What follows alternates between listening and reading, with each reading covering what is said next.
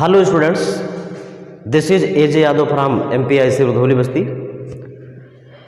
बच्चों, आज हम एक बार फिर से आपके सामने कक्षा 11 और 12 में पढ़ने वाले विद्यार्थियों के लिए एक बहुत ही सुंदर टॉपिक सिंथेसिस का पार्ट 1 लेकर के हाजिर हुए हैं। यह सिंथेसिस का जो पार्ट 1 है बच्चों, combination of simple sentences into a simple sentence, यह थोड़ा सा लंबा जाएगा। इसके लिए आपको निरंतर अपने पढ़ाई में हमारे वीडियो को लगातार आपको देखना होगा। आज हम आपको मिश्रण सिखाएंगे। मिश्रण समझते हैं ना? जैसे खिचड़ी बनाई जाती है, उसमें चावल पड़ता है, दाल पड़ता है, नमक पड़ता है, अदरक पड़ता है। आज हम आपको खिचड़ी बनाना सिखाएंगे। हमें सिंथेसिस समझना है होता क्या है। बच्चों, आपको पता होगा according to structure of the sentence 3 प्रकार के होते हैं। अपनी संरचना के आधार पर सेंटेंस 3 प्रकार के होते हैं। इन तीनों प्रकारों का नाम है सिंपल सेंटेंस, कंपाउंड सेंटेंस और कॉम्प्लेक्स सेंटेंस। जब हम 2 या 2 से अधिक वाक्यों को जोड़कर एक नया सिंपल अथवा एक नया कंपाउंड या एक नया कॉम्प्लेक्स सेंटेंस का निर्माण करते हैं तो उसी जोड़ने की प्रक्रिया को सिंथेसिस कहा जाता है। जरा एक एग्जांपल से हम आपको समझाने का प्रयास करते हैं कि यह जोड़ किस प्रकार का होता है, कैसे जोड़ा जाता है। जरा देखें, अगर आपके सामने सेंटेंस है I have a chair, मेरे पास एक कुर्सी है। इट इज न्यू, यह नई है। मेरे पास एक कुर्सी है, यह नया है। बच्चों, यहाँ 2 सिंपल सेंटेंस आपके सामने दिखाई दे रहे हैं। I have a chair, it is new, यानी आई इसमें करता है, हैव आपकी मेन वर्ब है, इसमें इट करता है और इज मेन वर्ब है। यहाँ 2 सिंपल सेंटेंस है। इन दोनों सिंपल सेंटेंसेस को जोड़कर हम एक नया सिंपल सेंटेंस बना सकते हैं, या हम एक नया कंपाउंड सेंटेंस बना सकते हैं, या हम एक कॉम्प्लेक्स सेंटेंस बना सकते हैं।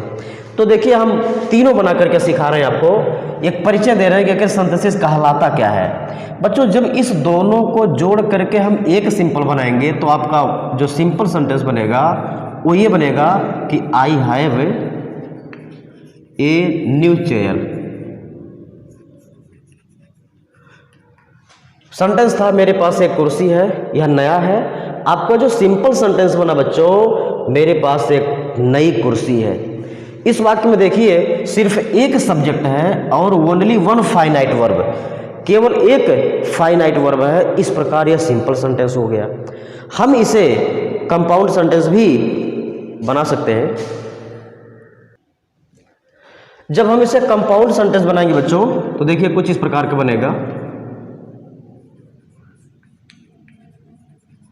जो कंपाउंड सेंटेंस बनेगा वो बनेगा I have a new chair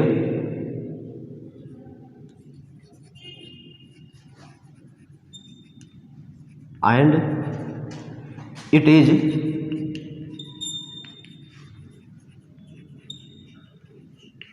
beautiful. I have a new chair and it is beautiful. इस वाक्य में देखिए 2 सब्जेक्ट है और 2 फाइनाइट वर्ब है। एक सब्जेक्ट यह है, एक सब्जेक्ट इट है, एक सब्जेक्ट हैव है और एक सब्जेक्ट इज है, और एक कंजक्शन लगा हुआ है। यहाँ तक आपका एक क्लास पढ़ा जाएगा और यहाँ से यहाँ तक आपका दूसरा क्लास पढ़ा जाएगा। इन दोनों क्लासों को मिला करके एक कंपाउंड सेंटेंस में से जोड़ा गया है। अब ये कौन क्लास है बच्चों? जब आपको कंपाउंड सेंटेंस में पढ़ाएंगे वहाँ आपको डिटेल बताएंगे कि यह आपका ये प्रिंसिपल क्लास होता है और यह होता है कोऑर्डिनेट क्लास, CC। इसे हम कोऑर्डिनेट क्लास कहेंगे। कब कहेंगे? जब आपको कंपाउंड सेंटेंस पढ़ाया जाएगा, उस समय हम आपको उसका परिचय देंगे। बच्चों, जब इसको हम कॉम्प्लेक्स सेंटेंस बनाएंगे तो यहाँ भी 2 क्लास आपके सामने होंगे। तो आपका जो आंसर बनेगा वो होगा I have a chair which is new which is new, मेरे पास एक कुर्सी है जो नई है। यहाँ से यहाँ तक आपका प्रिंसिपल क्लॉज होता है और व्हिच से लेकर के यहाँ तक आपका हो जाता है सबऑर्डिनेट क्लॉज। यह आपका कॉम्प्लेक्स सेंटेंस बन जाता है। बच्चों, दो या दो से अधिक सिंपल सेंटेंस या इंटरोगेटिव सेंटेंस या किसी भी प्रकार के सेंटेंस को जोड़कर एक नया सिंपल, एक नया कंपाउंड और एक नया कॉम्प्लेक्स सेंटेंस बनाने की प्रक्रिया ही सिंथेसिस कहलाती है।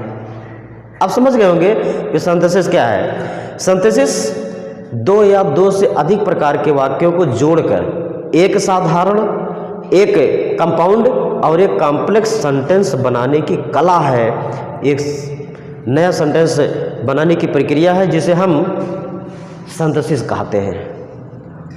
मुझे पूरी उम्मीद है आप समझ गए होंगे कि सिंथेसिस क्या है।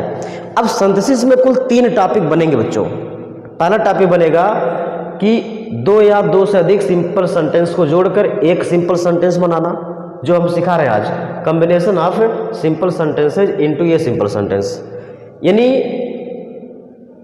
कई सिंपल सेंटेंसेस को जोड़कर एक सिंपल सेंटेंस बनाना। दूसरा चैप्टर होगा combination of simple sentences into A compound sentence, और जो आपका तीसरा अध्याय बनेगा वो बनेगा combination of simple sentence into a complex sentence. तो बच्चों, ये तो रहा परिचय सिंथेसिस का कि व्हाट इज सिंथेसिस, आप समझ गए होंगे। अब हम आपको सिखाने चल रहे हैं कि कैसे हम कई सिंपल सेंटेंस को जोड़ करके एक सिंपल सेंटेंस बनाते हैं। तो चलिए आइए देखते हैं कैसे हम बनाते हैं।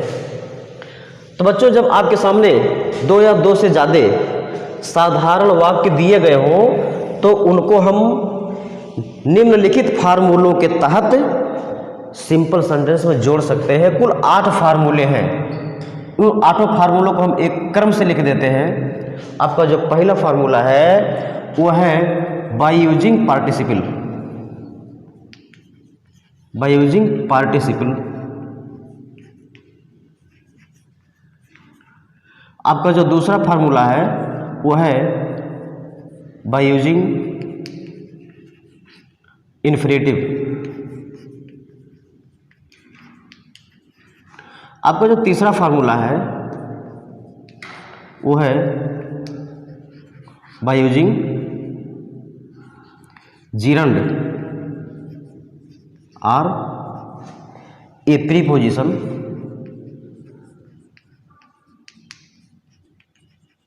ए preposition before a noun. Before a noun. आपका जो चौथा पॉइंट है by using nominative absolute. Nominative absolute. आपका जो पांचवा फार्मूला है by using case in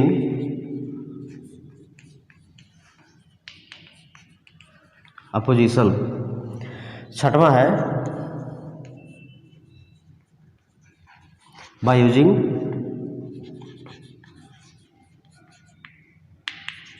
adjective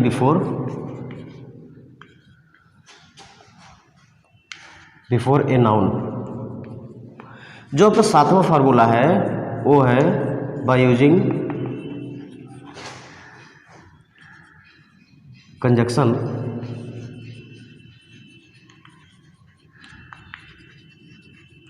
by using conjunction and. और आपका जो आठवां फार्मूला बच्चों वो है बाय यूजिंग एडवर्ब और एडवर्बियल फ्रेज। बच्चों, इस लिखे गए 8 तरीकों से हम 2 सिंपल सेंटेंस को जोड़ करके एक सिंपल सेंटेंस बनाएंगे। तो एक बात तो तय दिख रही है कि इस 8 तरीकों को तो एक दिन में बताया नहीं जा सकता, इसको मुझे कई भाग में बताना पड़ेगा। आपको धैर्य के साथ अगर सिंपल सेंटेंस बनाना सीखना है तो सारे नियम एक एक करके आपको सीखने होंगे, तब जाकर के आप सिंपल सेंटेंस बना पाएंगे। दो वाक्यों या दो से ज़्यादा वाक्यों को जोड़कर एक सिंपल सेंटेंस बनाने के लिए आपको इन सारे नियमों को बहुत बारीकी से, बहुत ही क्लोजली आपको सीखना पड़ेगा, तब जाकर के आपको सफलता मिलेगी। तो आज हम चर्चा करने वाले बच्चों पहले पॉइंट पर बाय यूजिंग पार्टिसिपल, हम पार्टिसिपल का प्रयोग करके कैसे दो वाक्यों को सिंपल बनाएंगे, यह आज का हमारा टॉपिक है। आप लोग इसका स्क्रीनशॉट ले सकते हैं या अपने कॉपी में नोट कर सकते हैं। हम आज आपको पहला टॉपिक पढ़ाने चल रहे हैं बाय यूजिंग पार्टिसिपल। अब बच्चों पार्टिसिपल का परिचय हम देना चाहेंगे। पार्टिसिपल जो होता है किसी वर्ब में V1 प्लस ING या V3, जब किसी क्रिया का ING फॉर्म या क्रिया का थर्ड फॉर्म विशेषण का काम करने लगता है तो उसे हम पार्टिसिपल कहते हैं। पार्टिसिपल कुल मिलाकर के तीन प्रकार के होते हैं, प्रेजेंट पार्टिसिपल, पास्ट पार्टिसिपल और परफेक्ट पार्टिसिपल। तो चलिए इसका हम पहला भाग देखते हैं। पार्टिसिपल का number A, present participle. Present participle इसमें होगा वर्ब प्लस ING, यानी पार्टिसिपल का निर्माण क्रिया के ING रूप से होता है। बच्चों जब हम किसी क्रिया के ING रूप से किसी नाउन की विशेषता बताते हैं, किसी संज्ञा की विशेषता बताते हैं तो वह प्रेजेंट पार्टिसिपल कहा जाता है। जैसे कहें कि मैंने एक भौंकता हुआ कुत्ता देखा, ऐसा ये बार्किंग डॉग, मैंने एक भौंकता हुआ कुत्ता देखा। अब आपसे पूछा जाए कुत्ता कैसा था, तो कैसा लगाकर अगर प्रश्न करते हैं तो हमें एडजेक्टिव की प्राप्ति होती है, तो आपको उत्तर मिलेगा भौंकता हुआ। और भौंकता हुआ बार्किंग किससे बना है, बार्क नामक क्रिया से बना है, ING लगाकर बना है। तो जब कोई ING लगी हुई क्रिया एडजेक्टिव का काम करने लगे, किसी नाउन की विशेषता बताने लगे, तो वह प्रेजेंट पार्टिसिपल कहा जाता है। ये तो प्रेजेंट पार्टिसिपल का परिचय रहा। अब हम प्रेजेंट पार्टिसिपल का प्रयोग करते कैसे हैं, जरा इस पर गौर करें। ध्यान ये देना है, एग्जाम्पल में लिख करके बता रहा हूं। मोहन सा ए ट्रेन, फिर है the train was burning, the train was burning. एक दूसरा एग्जाम्पल देखते हैं। राजू सा a snake, he run away, he run away. बच्चों इन्हीं दोनों एग्जाम्पल के माध्यम से हम आपको पार्टिसिपल का प्रयोग करना सिखाने जा रहे हैं, वो भी प्रेजेंट पार्टिसिपल का। बच्चों आपको प्रेजेंट पार्टिसिपल का जो पहला फार्मूला होता है, यदि किसी वाक्य में किसी शब्द, किसी संज्ञा की विशेषता बताने वाला ING लगा हुआ शब्द हो तो हम उस शब्द के पहले उस ING का प्रयोग कर देते हैं, तो वह प्रेजेंट पार्टिसिपल का रूप ले लेता है। इस वाक्य में देखा जाए तो पहले वाक्य में एक ऐसा नाउन है ट्रेन, जिसकी विशेषता ये बर्निंग बता रहा है। कैसा ट्रेन, जलता हुआ ट्रेन। अगर हम इसी बर्निंग को ट्रेन के आसपास लिख दें तो यह सेंटेंस आपका सिंपल हो जाएगा और प्रेजेंट पार्टिसिपल से सिंपल होगा। फिर से देखें, यदि किसी वाक्य में किसी नाउन की विशेषता बताने वाला ING लगा हुआ शब्द या उसी वाक्य में या दूसरे वाक्य में हो तो हम करते क्या हैं, उसी ING लगे हुए शब्द को हम उस नाउन के पहले या बाद में रख देते हैं जिसकी वह विशेषता बता रहा हो। अर्थात इसका एक वाक्य बन जाएगा कि मोहन ने एक जलता हुआ ट्रेन देखा। अर्थात ऐसे मोहन सा ए बर्निंग ट्रेन, ये बर्निंग ट्रेन। अब देखिए इस ट्रेन की विशेषता बता रहा बर्निंग। ये जो बर्निंग शब्द है बना बर्न से, तो बर्न में ING लगा हुआ है और ये ट्रेन की विशेषता बता रहा है। तो इसी प्रक्रिया को कहा जाता है प्रेजेंट पार्टिसिपल। ये तो पहला चीज था कि जब किसी वाक्य में किसी नाउन की विशेषता बताने वाला शब्द चाहे उस वाक्य में मौजूद हो चाहे दूसरे वाक्य में, तो उस आईएनजी लगे हुई क्रिया को हम उसी नाउन के आसपास रख देते हैं। हमने बर्निंग को इस ट्रेन के पहले लिखा है, लेकिन ध्यान रहे कि कभी कभी यही आईएनजी लगी हुई क्रिया उस नाउन के बाद लिखी जाती है जिसकी विशेषता बताता है। कब लिखा जाता है? जब आईएनजी लगी हुई क्रिया अकेले ना हो, इसके साथ कुछ और वर्ड हो, तो हम उसे उस नाउन के बाद लिखेंगे।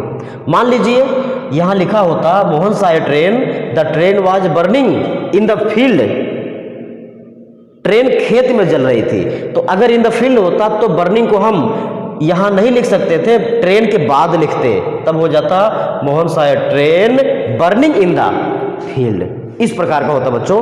ये तो पहला फार्मूला था। दूसरा फार्मूला होता बच्चों कि अगर दो वाक्यों में कर्ता समान हो, दो वाक्यों में कर्ता एक जैसा हो, तो हम उसे प्रेजेंट पार्टिसिपल से जोड़ सकते हैं। जोड़ेंगे कैसे? जिस वाक्य में काम पहले हुआ हो उसकी क्रिया में आईएनजी लगाकर और दोनों कर्ता को कॉमन करते हुए हम उसे सिंपल में जोड़ सकते हैं। जैसे राजू सा ये स्नेक, राजू ने एक सांप देखा, वह भाग गया। राजू ने देखा और राजू ही भागा है, अर्थात दोनों वाक्यों में कर्ता कॉमन है, दोनों वाक्यों में कर्ता समान है, एक समान कर्ता है। तो इस अवस्था में हम करेंगे क्या? पहले वाक्य में आईएनजी जोड़ना, हमें पहले वाक्य की क्रिया में आईएनजी जोड़ना है। तो आपका आंसर बनेगा सीइंग। अब कहेंगे क्रिया सा था, हमने सीइंग क्यों लिखा? तो आपको बताना बहुत ज़्यादा जरूरी नहीं लग रहा है कि आईएनजी हमेशा मुख्य फॉर्म में ही तो जुड़ता है। क्रिया का जो मूल रूप होता है उसी में आईएनजी जोड़ना है। इसमें क्रिया का मूल रूप है सा, इसका मूल रूप हो जाएगा, क्रिया इसमें ऐसा, इसका मूल रूप हो जाएगा सी, और सी में आईएनजी लगाओगे सीइंग हो जाएगा। सीइंग ए स्नेक, यानी एक सांप को देखकर, सीइंग ए स्नेक, एक सांप को देखकर। अब राजू और ही को जब जोड़ोगे तो एक राजू बन जाएगा। ये राजू रैन अवे। बेहद आसान वाक्य आपका। एक सांप को देखकर राजू भाग गया। पूरी बात समझ में आ गई होगी कि जब किसी वाक्य में कर्ता, दोनों वाक्यों में कर्ता समान हो, तो हम पहले काम संपन्न हुए वाक्य में क्रिया में आईएनजी लगा करके और दोनों कर्ता को एक बनाते हुए हम सिंपल बना सकते हैं। क्वेश्चन था राजू ने एक सांप देखा, वह भाग गया। आंसर बना एक सांप देखकर राजू भाग गया। एक और एग्जांपल देखो, I was thirsty, full stop, I drank water, मैं प्यासा था, मैंने पानी पिया। यहाँ देखिए आपके दोनों दिए गए वाक्यों में कर्ता समान है, दोनों में कर्ता आई है, तो इसमें भी जो काम पहले हुआ है उसमें आपको आईएनजी जोड़ना है। पहले कौन काम हुआ? पहले प्यास लगी है तब पानी पिया गया है, यानी पहले प्यास लगी है, इस वाक्य में काम पहले हुआ, तो हमें अब आईएनजी जोड़ना है। किस में जोड़े? थर्स्टी में जोड़ दें? नहीं, वाज में। बच्चों अब कहेंगे कि वाज में कैसे आईएनजी जोड़ा जाए? कहीं वाज में भी आईएनजी जोड़ा जाता है। तो हम वाज में आईएनजी जोड़ने के लिए बच्चों आपको बता दें कि was, is, are, were, I am, इन तीनों को जब मुख्य क्रिया के रूप में का प्रयोग किया जाता है तो उसको बी कहते हैं हम। यह क्रिया का बी फॉर्म भी होता है। जब इसको मुख्य क्रिया के रूप में यूज किया जाएगा तब उसको बी फॉर्म भी हम कहते हैं। और जब इसमें आईएनजी लगाने की बात आएगी या थर्ड फॉर्म लगाने की बात आएगी, सेकंड फॉर्म लगाने की बात आएगी, तो इसी बी के रूप में इसको देखा जाएगा। अर्थात यहाँ हमें जब आईएनजी लगाने की बात कर रहे हैं हम, तो आपको बी में आईएनजी लगाना पड़ेगा, बीइंग हो जाएगा। यानी दोनों कर्ता को एक बनाना है, तो इसको हम यहाँ लिखना नहीं लिखेंगे, पहले लिखेंगे being, being thirsty, being thirsty के बाद कामा लगाएंगे। अब इस दोनों आई को एक में जोड़ दीजिए तो हो जाएगा आई ड्रैंक वाटर। अर्थात प्यासा होकर या प्यास कर, प्यासा होकर मैंने पानी पिया। यानी जब कर्ता समान होता है तो पहले वाक्य की क्रिया में आईएनजी जोड़कर हम दोनों को एक सिंपल बना सकते हैं। तो ये तो रहा प्रेजेंट पार्टिसिपल। जरा हम पास्ट पार्टिसिपल पर चर्चा कर लेते हैं। बच्चों, जो दूसरा रूप है पार्टिसिपल का, पास्ट पार्टिसिपल, यह क्रिया के थर्ड फॉर्म से निर्मित होता है। जो काम प्रेजेंट पार्टिसिपल करता था वही काम पास्ट पार्टिसिपल भी करता है, लेकिन इसका फंक्शन थोड़ा सा डिफरेंट होता है। इसका फंक्शन देखिए, आपने प्रेजेंट पार्टिसिपल में पढ़ा था वर्ब का आईएनजी रूप लगता है, लेकिन पास्ट पार्टिसिपल में क्रिया का थर्ड फॉर्म लगता है। जैसे आपको एग्जांपल दें, Mohan had a table, it was broken. Past participle में होता क्या बच्चों, यदि किसी वाक्य में किसी नाउन की विशेषता बताने वाला शब्द या तो उसी वाक्य में या दूसरे वाक्य में क्रिया के थर्ड फॉर्म से बना हो, तो हम उसी थर्ड फॉर्म लगी हुई क्रिया को उस नाउन के पहले रख देते हैं जिसकी वो विशेषता बताता हो, तो वह पास्ट पार्टिसिपल माना जाता है। अर्थात मोहन ने एक टेबल देखा, मोहन के पास एक टेबल था, इसी टेबल की विशेषता बताई जा रही है ब्रोकन शब्द से। यह ब्रोकन टेबल के लिए ही यूज किया गया है, तो अगर हम इसी ब्रोकन को टेबल के पहले लिख दें तो यह वाक्य बहुत आसानी से सिंपल हो जाएगा और तब आपका आंसर बनेगा Mohan had a broken table. Mohan के पास एक टूटा हुआ टेबल था, मोहन के पास एक टूटा हुआ मेज था। बच्चों, हमने बताया अभी कि जब किसी नाउन की विशेषता बताने वाला शब्द क्रिया का थर्ड फॉर्म से बना हुआ हो तो उसी प्रक्रिया को पास्ट पार्टिसिपल कहा जाता है। जब आईएनजी यहाँ लगा होता था तो प्रेजेंट पार्टिसिपल कहा जाता था। अब आपके दिमाग में ये बात आ रही होगी कि जब आईएनजी लगा हुआ शब्द भी विशेषण का काम करता था तो थर्ड फॉर्म की आवश्यकता कहाँ से आ गई? हमें आईएनजी से ही काम चला लेना चाहिए था, लेकिन नहीं बच्चों, इसमें अंतर, बहुत घोर अंतर है। घोर अंतर यह है कि जब प्रेजेंट पार्टिसिपल में आप विशेषण का काम लेते थे तो वहाँ काम जारी अवस्था में दिखाई देता था, लेकिन जब पास्ट पार्टिसिपल से आप विशेषण का काम लेंगे तो इसमें वर्क आपका समाप्त हो चुका होगा। ब्रोकन टेबल का मतलब हो गया बच्चों कुर्सी के मेज के टूटने का काम पूरा हो चुका है, टूटा हुआ मेज। इसी के स्थान पर अगर लिखा होता ब्रेकिंग टेबल, ब्रेकिंग, अगर ब्रेकिंग टेबल लिखा होता बच्चों तब क्या हो जाता है? ये जो टेबल है इसकी विशेषता ब्रेकिंग बता रहा है। ब्रेकिंग टेबल का मतलब होता है कि ऐसा टेबल जो टूट रहा है, टूटा नहीं अभी, कुछ टूटा है, अभी कुछ बाकी है, टूटने की प्रक्रिया चल रही है, उसको ब्रेकिंग टेबल कहेंगे हम। तो दोनों में यही अंतर है कि अगर थर्ड फॉर्म लगा होगा तो एडजेक्टिव अपने संपूर्ण अवस्था में दिखाई देगी, और अगर आईएनजी लगा होगा तो एडजेक्टिव अपने जारी अवस्था में, कंटिन्यू अवस्था में दिखाई देगी। तो Mohan had a broken table, यानी मोहन के पास एक टूटा हुआ मेज था। अगला देखें, ए चाइल्ड वाज ब्रंट। एक बच्चा जल गया था। he was fearing from fire। एक बच्चा जल गया था, वह आग से डर रहा था। अब इस बच्चे की विशेषता बताई गई जल गया था, यानी जलने का काम पूरा हो गया था। तो इसी ब्रंट को अगर हम चाइल्ड के साथ सेट कर दें तो आपका आंसर हो जाएगा एक जला हुआ बच्चा आग से डर रहा था। अर्थात आपका आंसर बनेगा a burnt child was fearing, FEARING, fearing from fire. एक जला हुआ बच्चा आग से डर रहा था। तो बच्चों आपके समझ में पास्ट पार्टिसिपल भी आ गया होगा। अब हम आपको ले चलते हैं परफेक्ट पार्टिसिपल पर, नंबर सी।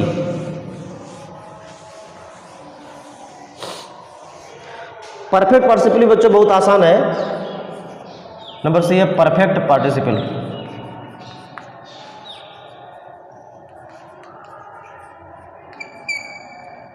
परफेक्ट पार्टिसिपल इसमें होता है क्या बच्चों, having plus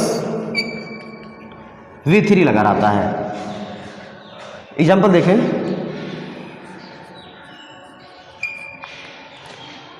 Rohit bought a cycle, he became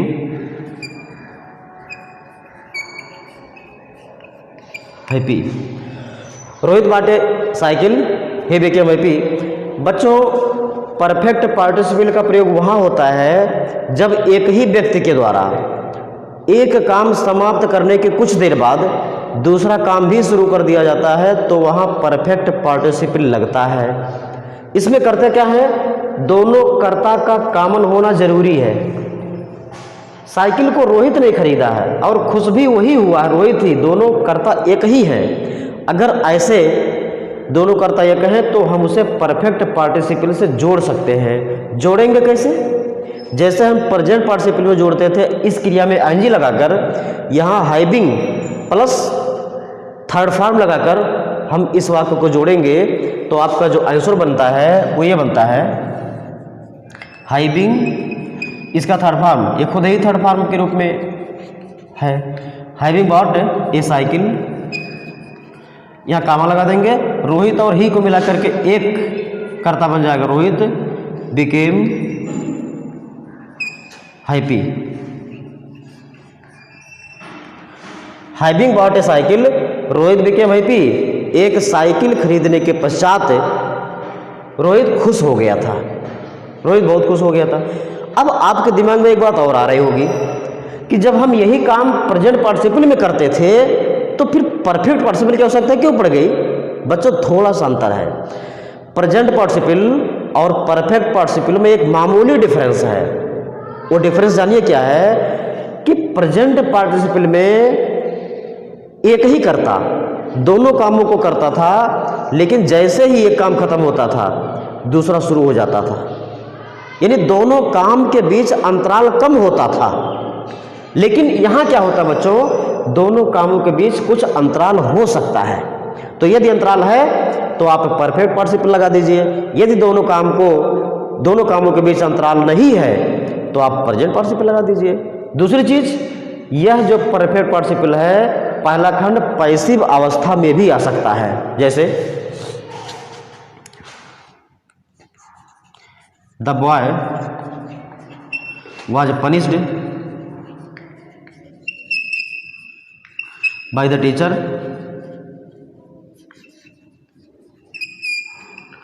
the boy was punished by the teacher full stop he became sad। लड़के को गुरुजी के द्वारा दंडित किया गया, वह दुखी हो गया। इसमें बच्चों देखिए द बॉय और ही दोनों एक ही व्यक्ति हैं। बच्चे को दंडित किया गया तो ही बच्चा ही दुखी हुआ है, या टीचर के दुखी होने की बात नहीं हो रही है। तो ऐसी अवस्था में पहला वाक्य अगर देखा जाए तो पैसिव अवस्था में दिखाई दे रहा है, यानी बच्चे को शिक्षक के द्वारा दंडित किया गया, पास्ट इंडेफिनिट का पैसिव है ये। और यह वाक्य दूसरा है ही बिकेम सैड, तो इसको हम इस तरह से बनाते हैं, हैविंग लिख करके हम बीन लिखते हैं, हैविंग बीन, और तब थर्ड फॉर्म लगाते हैं punished, having been punished by the teacher, having been punished by the teacher. अब दोनों कर्ता को जब एक में करेंगे तो द बॉय यहां आ जाएगा, the boy became sad, the boy became sad, यानी गुरु जी के द्वारा दंडित किए जाने के बाद लड़का दुखी हो गया था। बच्चों हमें पूरी उम्मीद है कि यह तीनों पार्टिसिपल आपके समझ में अब आ गया होगा। केवल इतना ही पढ़ने से आपके समझ में नहीं आएगा, आपको कुछ और एग्जाम्पल्स फॉलो करने पड़ेंगे, उनको हल करना पड़ेगा, तब आपके समझ में ये पार्टिसिपल आएगा। अब हम आपको अगले वीडियो में दूसरा टॉपिक पढ़ाएंगे बाय यूजिंग इन्फिनेटिव। क्योंकि आज का वीडियो हमारा लंबा हो रहा है, तो आज हमने आपको पहला टॉपिक पढ़ाया बाय यूजिंग पार्टिसिपल, कि पार्टिसिपल का प्रयोग करके हम कैसे दो वाक्यों को एक सिंपल में बना सकते हैं। इसका प्रयोग हमने जितना भी हो सकता था, जितने बेहतर तरीके से हो सकता था, जितने सीमित संसाधनों में हम कर सकते थे, हमने करके दिखाया है। अब आपकी जिम्मेदारी है कि आप कितना प्राप्त करते हैं, कितना ग्रहण करते हैं, ये आपके क्षमता पर डिपेंड करता है। तो अगले वीडियो में हम अगले पार्ट के साथ आपके सामने हाजिर होंगे। तब तक आप इसे नोट बनाते रहें, इसके कुछ एक्सरसाइज भी करते रहें। धन्यवाद।